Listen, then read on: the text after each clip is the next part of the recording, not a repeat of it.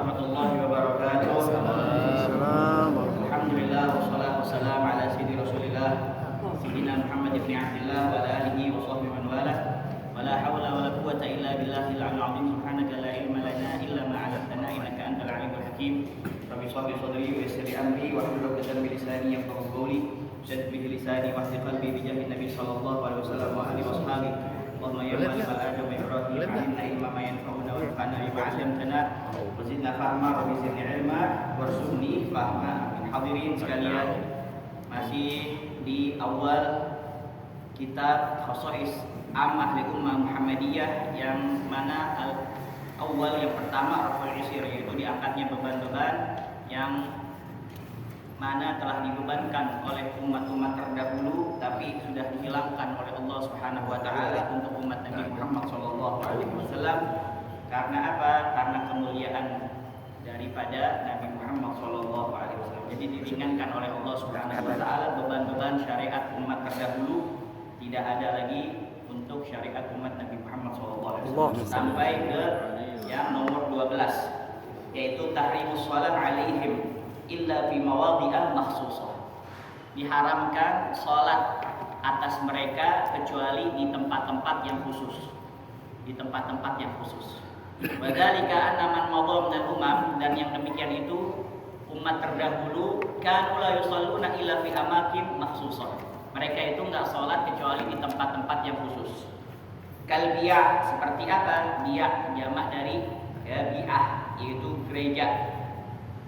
Wal sawami', jamak dari sauma'ah, artinya biara. Wal kanais, jamak dari kanisah, sama gereja juga. Jadi mereka itu tempatnya khusus, kagak boleh sholat selain ibadah kecuali di tempat-tempat tersebut. Faman ghabba minhum an maudhi' sholatihi, apabila ada yang luput dari mereka sholat di tempat yang telah ditentukan Allah Subhanahu wa taala, lam yajuz lahu an yusalli fi ghairihi, maka tidak boleh dia sholat di tempat yang lainnya. Min biqa'il ard, dari seluruh buq'ah itu mufrad daripada biqa, yaitu daerah. Ya, nggak boleh jadi sholat sembarangan di mana aja. Hatta ya'uda ilaih, sampai dia kembali ke sholat yang telah ditentukan Allah Subhanahu wa taala kepada mereka. Summa yaqdi kullu ma fatah, kemudian dia mengqadha apa-apa yang telah terlewati. Maksudnya apa? Zaman dulu itu ditentukan oleh Allah Subhanahu wa taala. Kalian wahai kaum Nasara, Yahudi, ketika sholat harus di sini. Misalkan kita nih tempat ibadahnya ada di Priok. Kita orang sini condet, jauh apa kagak Priok? Jauh. Tempatnya cuma di Priok. Kita sholatnya di sini, kagak sah, kagak boleh. Harus ke Priok juga sholatnya. Gimana kalau antum lagi keluar negeri? Ya. Itu jadi selama di luar negeri, kalau mau sholat di luar negeri atau ke Bogor dah misalkan, ya jauh-jauh, itu kita sholat di sono, maka nggak sah, harus ngulangin lagi dari awal. Kalau misalkan seminggu, berarti berapa kali kita harus ngulangin sholat? Masya Allah. Sehari 5 kali 7. Ya, berapa itu? Jadi 55 waktu. Kita apa? Ya sok ngulangin sholat, harus di Priok juga. Kalau udah di Priok baru sah sholat kita. Ini susah ya? Ini dibebankan oleh umat-umat terdahulu. Summa yaqtikul ma fatah, kemudian dia mengqadha apa-apa yang telah lewat darinya. Diqadha semuanya di situ. Wa indal Bazzar min hadis Ibnu Abbas radhiyallahu anhu, dan dari Bazzar dari hadis Abdullah bin Abbas radhiyallahu anhu, semoga Allah Subhanahu wa taala meridhai keduanya, walam yakun ahadun minal anbiya yusalli hatta yablugha mihrab. Ya, sampai dia yablugha mihrab. Tidak ada satupun dari nabi-nabi kecuali dia sholat di tempatnya yang memang sudah ditentukan oleh Allah Subhanahu wa taala. Masya Allah. Tapi coba umat Muhammadiyah, amal ummah Muhammadiyah, ada umatnya Nabi Muhammad sallallahu alaihi wasallam, fa innallaha ja'alaha ardha masjidan. Allah Subhanahu wa taala menjadikan ini tanah sebagai tempat sujud. Di mana aja antum sholat, diterima sholatnya oleh Allah Subhanahu wa taala. Sudah menggugurkan kewajiban kita. Kita sholat di mana aja. Wa maudi'u sholatin la tahtassu shalah minha bi mawdi'i duna ghairi kama thabata fi sahih. Sebagaimana yang telah diterangkan di dalam hadis sahih, wa ju'ilat liyal ardu masjidan tahura. Dan dijadikan untukku ini tanah bumi ini semuanya sebagai tempat sujud dan apa? Tahura, bersih semuanya. Jadi kita mau sholat di masjid sah, lagi sholat di masjid baitun min buyutillah, sholat di musholla, sholat di majlis, sholat di rumah, sholat di lapangan, sholat di pantai, sholat di gunung, sholat di mana lagi? Di semua tempat itu sah, selama kita menghindari tempat-tempat yang makruh untuk sholat. Seperti apa? Ya, tempat-tempat yang di situ banyak kejatuhan najis. Di kamar mandi kita sholat, atau di tempat pemotongan apa? Pemotongan hewan, jagal. Bahkan sholat di gereja juga makruh. Tapi kita masih apa? Diringankan oleh Allah Subhanahu wa taala, bebas mau sholat di mana aja. Orang dulu nggak bisa. Dari zaman dulu umat terdahulu nggak boleh, harus di satu titik. Ya, mau orang Bogor, mau orang Depok, Jabodetabek harus sholatnya di Priok. Masya Allah. Gimana itu untuk? Ya 5 waktu misalkan, kalau masih nih diterapkan untuk umat Nabi Muhammad SAW, Masya Allah. Satu waktu, ya subuhnya, zuhurnya, asarnya, maghribnya, isyanya di satu tempat, misalkan ya di Priok semuanya. Ya, enak orang sono, ya dekat. Ya jangankan di Priok, depan rumahnya aja musola dengan masjid juga. Susah langkahnya, berat. Bahagada illa man hadallah, kecuali orang-orang yang diberikan hidayah oleh Allah Subhanahu wa taala. Ini kita bersyukur pada Allah Subhanahu wa taala. Bebas kita bisa sholat di mana aja. Nah, itu juga tahtasut thaharah bil ma', dikhususkan thaharah bersuci dengan air. Wa dzalika man madha minal umam, hal yang demikian itu yang mana umat-umat terdahulu kanu fi syara'ihim, adalah di dalam syariat-syariat mereka wujubu intisar, yaitu wajibnya intisar, hanya terbatas alal ma fit thaharah. Cuman ketika dia mau beribadah, bersucinya harus dengan air. Bahasa cuman itu doang. Wa ada mujawazil iktifa bi ghairihi, dan enggak boleh dia itu mencukupi selain daripada air ketika dia bersuci. Fa idza alima ahaduhum ma, apabila di antara mereka tidak mendapatkan air, gimana? Lam yusalli hatta yajidahu thumma yaqdi ma fatahu. Dia tidak salat, dia tidak ibadah sampai menemukan air. Sampai menemukan air dan waktu-waktu yang terlewat. Ya, waktu-waktu yang terlewat itu dia apa? Diqodho semuanya. Masya Allah. Kalau kita ammal ummah Muhammadiyah, adapun umatnya Nabi Muhammad sallallahu alaihi wasallam, fa inna Allah taala ja'ala lahal arda tahura. Tadi hadisnya. Allah Subhanahu wa taala menjadikan ini tanah yang suci.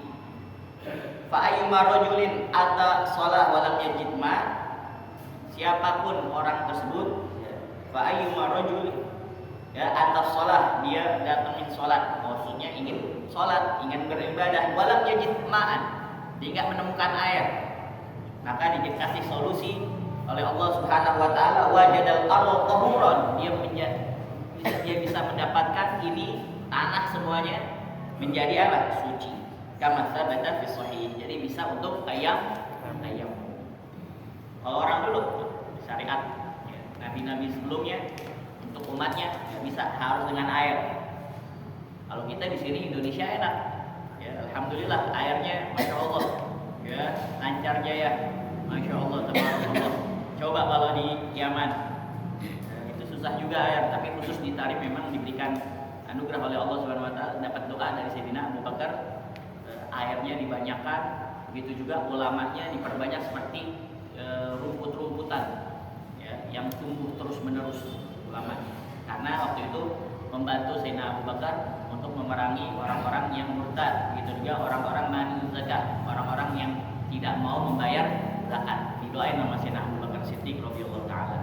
Coba di Afrika, ya, di mana lagi tempat-tempat yang susah air. Ya, Anda punya teman aja orang Somalia nih, orang Zanzibar, orang Allah, luar biasa itu, kulitnya bukan hitam lagi, biru. Saking, tapi mereka mengatakan ya yang paling keren di antara kita yang paling biru kulitnya. Ya, lihat mana tuh namanya? Dia heran lihat orang Indonesia. Lihat orang Indonesia heran tiap hari mandi. Ya, tiap hari mandi heran. Ada lagi kan kalau ditarik panas, kalau musim panas banget, ada yang sampai mandi 4 kali. Diomelin sama dia, itu mubazir. Ya, mubazir ma, kamu mubazir sama air. Kenapa? Ente kan udah wudu cukup itu. Ngapain pakai mandi lagi 3 kali? Emang ente junub katanya 3 kali? Agak. Ya emang kita adatnya gini, mandi berapa kali? 2 kali. Kalau mereka itu mandi, ya benar-benar mandi itu sampoan segala macam itu mau Jumatan. Kalau udah mau Jumatan baru mandi. Kita nggak betah kayak gitu. Ya, mereka anggap wudu tuh udah sama kayak mandi udah. Kita wah nggak betah. Makanya orang Indonesia masya Allah. Tapi emang apa namanya dibilangin mubazir. Kenapa kok harus sehari 2 kali? Itu minimal sehari 2 kali atau 3 kali dia mubazir. Karena apa? Ditarik alhamdulillah airnya bagus dah, airnya lancar. Karena di Indonesia juga lancar alhamdulillah, nggak ada muskilah. Kalau di sono di daerah Afrika masya Allah, buat minum aja juga susah. Bahagia. Jadi adanya tayamum nggak memberatkan. Ini masuk daripada Raful Isir yang diangkat beban-beban untuk umat Nabi Muhammad SAW sebagaimana dibebankan oleh umat-umat terdahulu. Dan yang kedua, tanian. Yang pertama, yang kedua daripada keistimewaan umat Nabi Muhammad SAW yaitu al-ikram bi rahmatil khassah, kemuliaan dengan rahmat yang khusus dari Allah Subhanahu wa taala. Ini kita dapat kemuliaan dengan rahmat yang khusus dari Allah Subhanahu wa taala. Wa min khassais hadhil ummah, dan daripada kekhususan umat ini ikramuhum fil akhirah bir rahmah khassah. Nasnya Al-Qur'anul Karim, faqad wasafa al-Qur'an hadhil ummah al-Muhammadiyah, umat Nabi Muhammad sallallahu alaihi wasallam bi annahu ja'ala sabiq minhum sabiqan, menjadikan as-sabiq ya, orang-orang yang mendahului di antara mereka sabiqan, maksudnya masuk ke dalam surga terlebih dahulu. Wal muqtasid lahiqan, dan yang pertengahan itu menyusul. Wal zalimi nafsihi maghfuran lahu, dan orang-orang yang zalim terhadap dirinya di sini dikatakan di zalim di nafsihi, zalim terhadap dirinya. Maksudnya apa? Ya, dia tidak menempatkan dirinya ke tempat yang seharusnya dia lakukan, yang dia berikan haknya. Maksudnya apa? Mata untuk memandang yang bagus-bagus, memandang Al-Quran, memandang hadis, itu dia pakai buat maksiat pada Allah. Mulut harusnya zikir pada Allah, tawassaw bil haqqi wa tawassaw bis sabr, saling menasihati, berzikir fa inna dzikra tanfa'ul mu'minin. Ya, saling mengingatkan antara kita sama-sama muslim untuk dakwah ila Allah Subhanahu wa taala.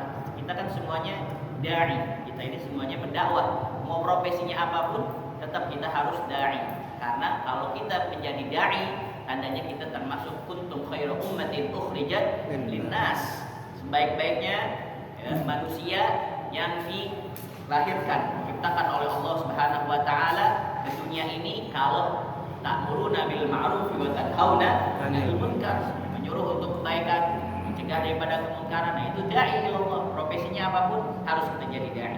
Ya, terutama khusus dai ila nafsi, mengajak untuk diri kita sendiri. Jangan buat riba, buat fitnah, buat hoax dan lain sebagainya. Begitu juga telinga. Dan ini badan kita ini sekarang alhamdulillah kita telah menempatkan di tempatnya, bukan ke tempat-tempat yang dimana dimurkai Allah Subhanahu wa taala. Itu zalim li nafsi. Kalau dia tidak melakukan demikian, dia zalim terhadap dirinya. Tapi apa? Maghfuran lahu, diampuni oleh Allah Subhanahu wa taala. Allah Subhanahu wa taala berfirman, "Tsumma awrasnal kitaba alladziina istafaina min ibadina wa minhum zalimun li nafsihi wa minhum muqtasid wa minhum sabiqun bil khairat biidznillah dzalika huwal fadlul kabir." Kemudian ya, kitab itu kami wariskan kepada orang-orang yang kami pilih di antara hamba-hamba kami.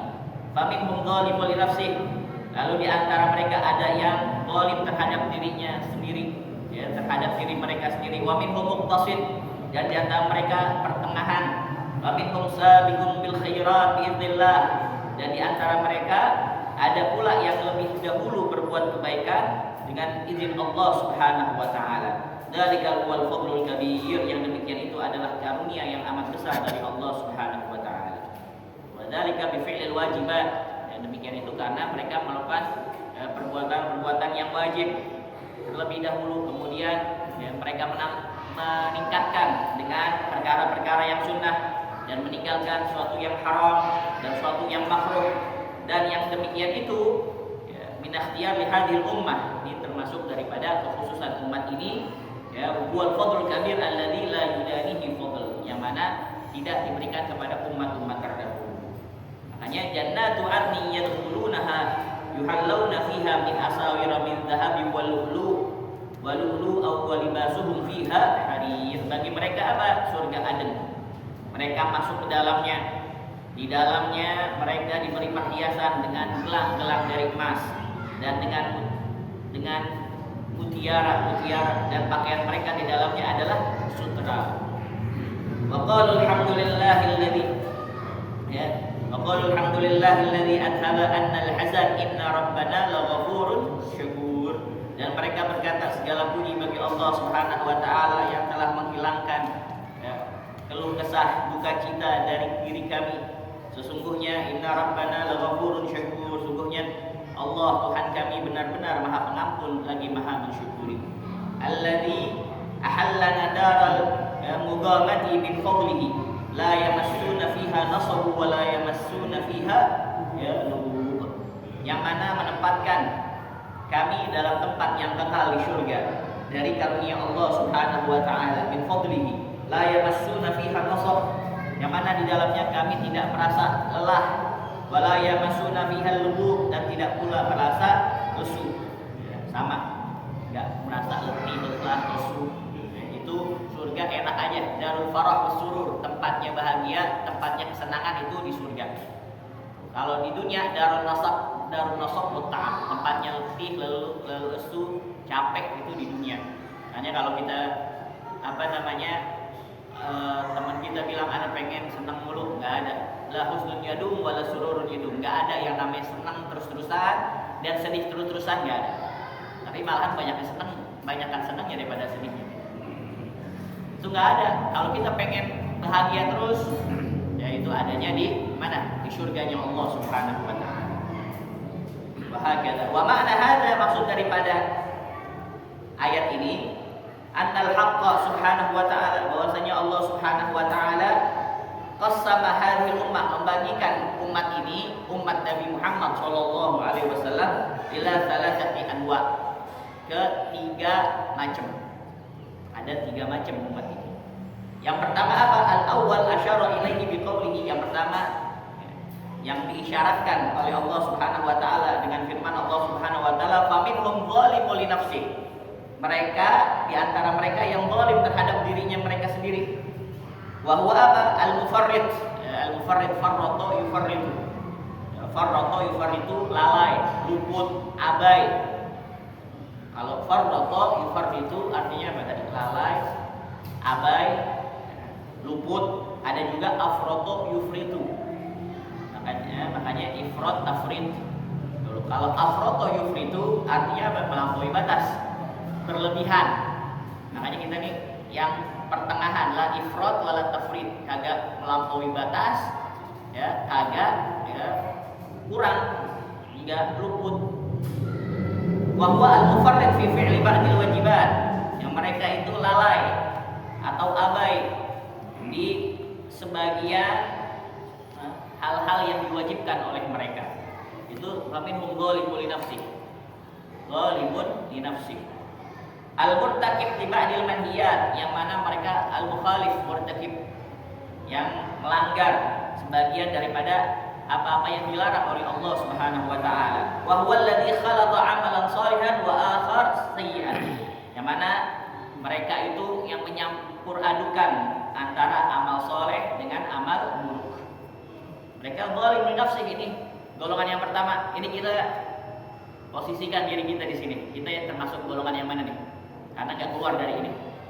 Yang pertama zalimun li nafsi. Kalau zalim li nafsi, cepat-cepat kita minta ampun pada Allah Subhanahu wa taala. Istaghfiru rabbakum, tubu ilallah taubatan nasuha. Taubat nasuha. Sebelum kita meninggal dunia, jangan sampai kita meninggal dunia masih meninggalkan dosa-dosa besar, apalagi dosa-dosa yang berhubungan dengan orang lain, zalim sama orang lain. Makanya di sini disebutkan zalim li nafsi, zalim sama dirinya dulu.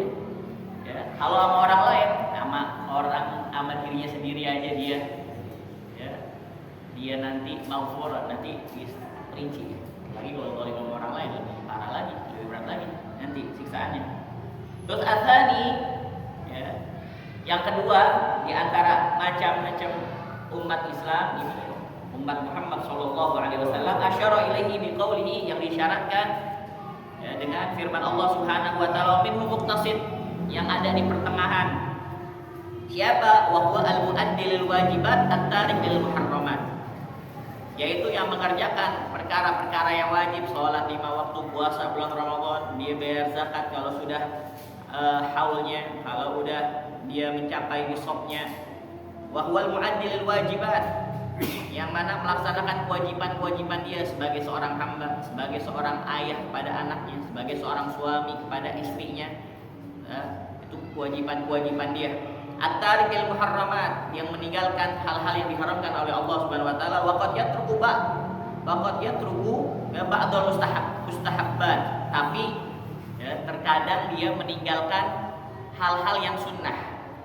Meninggalkan hal-hal yang sunnah, fokus sama yang wajib aja, tapi yang sunnah dia tinggalkan. Tidak mengikuti sunnah Rasul sallallahu alaihi wasallam.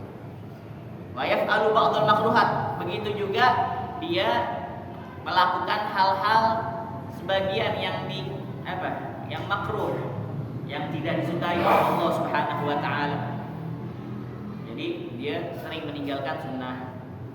Begitu juga sering juga melakukan perkara-perkara yang makruh. Makanya hati-hati, jangan sampai kita nganggap yang makruh itu jadi mubah, karena bisa jadi nanti wa man waqa'a fi syubhah waqa'a fil haram. Kalau udah sering melakukan perkara-perkara yang makruh, ditakutkan dia jadi biasa nanti kalau melakukan perkara yang haram. Kan makruh aja artinya kan yang dibenci, yang tidak disukai oleh Allah Subhanahu wa taala. Naam. At-tsalis asyara ilaihi biqaulihi ta'ala, ya, yang diisyaratkan dengan firman Allah Subhanahu wa taala, wa minhum sabiqum bil khairat, dan di antara mereka yang sudah melampaui, yang sudah terlebih dahulu untuk melakukan kebaikan. Wa minhum sabiqun bil khairat, yang lebih dahulu berbuat kebaikan biiznillah, dengan izin Allah Subhanahu wa taala. Wa huwa, siapa mereka? Al-fa'il lil wajibat, yang senantiasa melakukan kewajiban-kewajiban dia sebagai seorang hamba. At-tariku lil muharramat, yang meninggalkan perkara-perkara yang haram. Wal makruhat, begitu juga perkara-perkara yang makruh. Makanya orang saleh itu suatu yang makruh indahum udah jadi haram. Kita nih dulu diwasiatkan kepada guru-guru kita, kalau orang awam anggap makruh, bagi ente itu haram. Orang awam anggap sunnah, bagi ente wajib. Jadi harus ada tamyiz, ada pembeda antara thalibul ilm sama bukan thalibul ilm. Orang yang nuntut ilmu bukan dengan orang yang nuntut ilmu. Orang nuntut ilmu harus ada bedanya. Ya, bagi orang awam mungkin melakukan akhlak ya, sesuai dengan akhlaknya Nabi Muhammad SAW, yaitu mungkin ya, bisa dilakukan, bisa enggak, tapi bagi thalibul ilm harus. Bagi thalibul ilm harus sholat ya, rawatib, jangan luput dari sholat rawatib. Bagi orang awam sunnah, bagi kita harus. Bagi orang awam suatu yang makruh, bagi kita haram. Jadi ada tamyiz, ada pembeda antara ya, orang yang ngaji. Makanya hal yastawil ladina ya'lamuna wal ladina la ya'lamun. Maka sama orang-orang yang tahu, yang ngerti ilmu agama sama yang tidak. Jadi ini wa minhum sabiqum bil khairat, orang-orang yang lebih dahulu berbuat kebaikan dengan izin Allah Subhanahu wa taala. Dia meninggalkan sebagian yang meninggalkan meninggalkan haram, perkara-perkara yang haram totalitas. Begitu juga meninggalkan perkara yang makruh secara totalitas, dan sebagian daripada perkara-perkara yang mubah. Kenapa yang mubah juga ditinggalkan? Karena takut kalau sering melakukan perkara yang mubah takutnya nanti ya, dia kesenggol perkara yang makruh. Kalau udah dia kesenggol perkara yang makruh, maka nantinya dia akan berani untuk melakukan perkara yang haram. Nasallallahu alaihi wasallam. Allahumma fadna wa iyyakum jami'an. Amin. Ya, semoga Allah Subhanahu wa taala menjaga kita semua. Qala Ibnu Abbas radhiyallahu anhu, berkata Imam Abdullah bin Abbas radhiyallahu anhu, semoga Allah Subhanahu wa taala meridhai keduanya, as-sabiq bil khairat, orang-orang yang lebih dahulu berbuat kebaikan, yadkhulul jannah bighairi hisab, masuk surga tanpa hisab. Ya, orang-orang yang lebih dahulu melakukan kebaikan. Wal muqtasid yadkhulul jannah birahmatih, dan yang pertengahan dia masuk surga dengan rahmatnya Allah Subhanahu wa taala. Wa zalimu li nafsihi yadkhulul jannah bi syafaati sayyidina Muhammad sallallahu alaihi wasallam. Dan orang yang dia itu zalim terhadap dirinya, dia masuk surga juga, tapi dengan syafaatnya Nabi Muhammad sallallahu alaihi wasallam. Syafaati li ahli kabair min ummati. Syafaatku dikhususkan teruntuk ya yang diperhatikan orang-orang yang melakukan dosa-dosa besar daripada umatku. Nah, ini di dalam hadis dikatakan bahwasanya ya, Rasulullah SAW mengatakan ya, ahlul jannah ishruna wa mi'ah shaf. Ahli surga itu ada 120 shaf. 120 shaf. Masjid mana nih yang kira-kira dicondet yang gede? 120 shaf. Istiqlal ada enggak 120 shaf? Dari ujung ke ujung gitu. Hah? Ada. 120 shaf. Misalkan ini dah al-muttaqin, ibaratnya nih 120 shaf dari sini ke sono. Itu 80 shaf yang masuk surga umatnya Nabi Muhammad sallallahu alaihi wasallam. 40 shaf selain umatnya Nabi Muhammad sallallahu alaihi wasallam. Jadi 2/3 ya itu yang masuk surga umatnya Nabi Muhammad sallallahu alaihi wasallam. Minha ya min hadhil ummah wa arba'una min sairil umam. Gitu juga ya, Rasulullah sallallahu alaihi wasallam mengatakan yang masuk ke dalam surga itu 70.000 orang. Ketika Rasulullah SAW menyampaikan hadis ini, orang yang masuk surga dari umatku 70.000 orang. Setelah itu Rasulullah SAW ada dalam riwayat kemana dulu gitu. Nah ini sahabat bertanya-tanya, 70.000 orang. Kira-kira orang condet masuk apa kan? Ayo, nah, jujuran aja. 70.000 orang kira-kira masuk gak orang condet? Iya. Masuk gak? Masuk. 70.000 orang. Itu stadion JIS berapa orang? Buat berapa orang stadion JIS? Ya, Senayan berapa? 80.000 ya. Kalau full tuh kalau nonton bola segitu tuh. Wah, kalah kabut kita. Maksudnya yang 70.000 orang itu adalah orang-orang yang masuk surga di ghairi hisab, tanpa hisabnya Allah Subhanahu wa taala. Wah, kalau sampai situ doang, waduh, berat nih kayaknya nih. Ya, belum para sahabat, tabi'in, para auliya Allah, masyaallah. 70.000 orang dan di antaranya itu ciri-ciri orang yang masuk surga tanpa hisab, mereka itu demen untuk nanggung beban orang lain. Itu syarat pertama. Syarat pertama itu udah susah. Jangan kan beban kita sendiri aja masih pusing gitu. Beban orang lain dipikirin sama dia. Ya, gimana caranya fulan ya supaya dia agak sumpah lagi, supaya senang bahagia hidupnya, itu dipikirin sama dia. Dan yang kedua yang sering zikir kepada Allah Subhanahu wa taala. Dan yang ketiga yang senantiasa sholat 5 waktu. Yang keempat, yang mana dia itu kagak syirik pada Allah, yang gak percaya sama ramalan, ya, sama Sagittarius, sama Taurus, sama Pisces, sama dukun. Ya, itu yang orang-orang ciri-ciri orang masuk surga bighairi hisab 70.000. Nah, akhirnya kata Rasulullah sallallahu alaihi wasallam, wa'adani rabbi an yudkhilal jannata min ummati 70.000.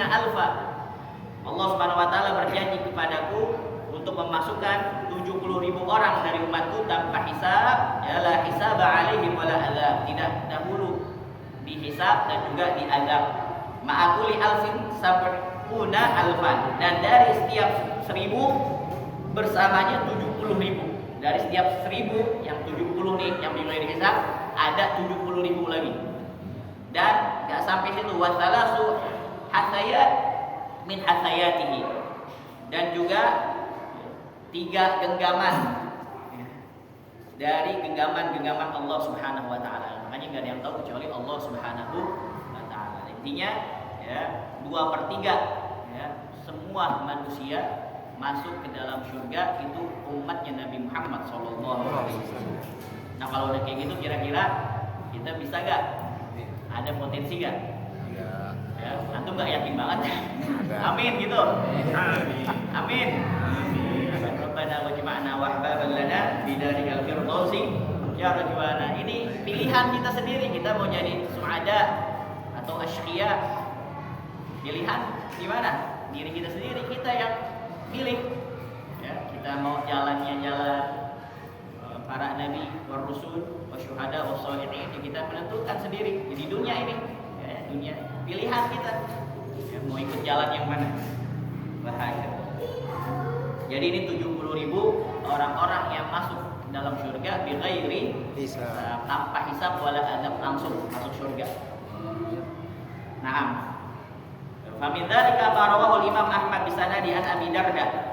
Itu juga yang diriwayatkan oleh Imam Ahmad dengan sanadnya dari Abi Darda qala, dia berkata, sami'tu Rasulullah sallallahu alaihi wasallam yaqul, Allah Subhanahu wa taala, saya mendengar Rasulullah sallallahu alaihi wasallam bersabda, "Yusibu minhum muqtasim wa minhum sabiqun bil khairat bi idznillah. Fa ammal ladzina sabaqu, adapun orang-orang yang terlebih dahulu, fa ulaika yadkhulul jannah bi ghairi hisab." Mereka yang masuk surga tanpa hisab. Allah maj'alna minhum. Amin. Amin. Wa ammal ladzina qasadu, adapun yang pertengahan, fa ulaika alladzina yuhasabuna hisaban yasira. Mereka itu yang dihisab oleh Allah Subhanahu wa taala, tapi dengan hisab yang apa? Yang mudah. Makanya ketika kita selesai baca surat Al-Ghasyiyah di akhir ya, baca Allahumma adkhilni jannah bighairi hisab. Kalau bisa. Ya, tapi kalau kita baca yang memang apa ya? Yang kalau antum pantas ya nggak apa-apa baca itu Allah masuk jannah bighairi hisab. Tapi kalau enggak Allah mahsib di hisaban, di hisab yang enteng aja, mudah aja. Wa ammal ladzina zalamu anfusahum, adapun orang-orang yang zalim terhadap diri mereka sendiri, faulaika alladzina yuhbasuna fi turil mahsyar. Mereka itu yang ditahan lama nanti di padang mahsyar. Tsumma humul ladzina talafahumullahu bi rahmatihi. Kemudian mereka yang mana ya Allah Subhanahu wa taala akan mendapati mereka dengan rahmatnya Allah Subhanahu wa taala. Fahumul ladzina yaquluna ba'da dzalik, dan mereka yang mengatakan setelah itu, alhamdulillahilladzi adhaba 'anna al-hazan. Segala puji bagi Allah Subhanahu wa taala yang telah menghilangkan dari diri kami al-hazan, kesusahan. Ya. Inna rabbana laghafurun syakur. Sungguhnya Tuhan kami adalah Tuhan yang Maha Pengampun ya, dan yang Maha mensyukuri. Qultu, ini Sayyid Muhammad bin Alawi Al-Maliki mengatakan wal munasib. Nah, ini yang cocok nih lisiyaqil ayat syarifah, yang berhubungan dengan ayat yang innahu idza bisa fil mahsyar linuqsani hali. Ketika dia ditahan, mereka tuh yang boleh binafsi ditahan di padang mahsyar. Ya, karena apa? Perhitungan amal mereka yang lama itu mereka tertimpa pada saat itu alham, rasa ya, galau, hazan, rasa sedih, walgham. Fa idza tadarakahu bi rahmatih. Dan apabila mereka sudah diberikan ya, diperbaiki oleh Allah Subhanahu wa taala dengan rahmatnya Allah dan masuk ke dalam surga, tadzakara makana ali. Maka dia akan mengingat apa-apa yang terdahulu, yang sebelumnya dia itu di dunia melakukan hal-hal yang dilarang oleh Allah Subhanahu wa taala. Karena Allah Subhanahu wa taala setelah menyebutkan al-asnaf ats-tsalatsah ya, macam-macam 3 golongan ini, wa dzakara annahum yadkhulunal jannah, dan menyebutkan bahwasanya mereka itu masuk ke dalam surga, dzakara ba'da dzalika annahum yaquluna, dan Allah Subhanahu wa taala menyebutkan ya setelah itu mereka yang zalim li nafsi, ya, yang mana mereka itu zalim terhadap dirinya, alhamdulillahilladzi adhaba 'anna al-hazan. Tandanya dia juga masuk ke dalam surganya Allah Subhanahu wa taala. Tapi kapan? Setelah mereka masuk ke dalam neraka terlebih dahulu.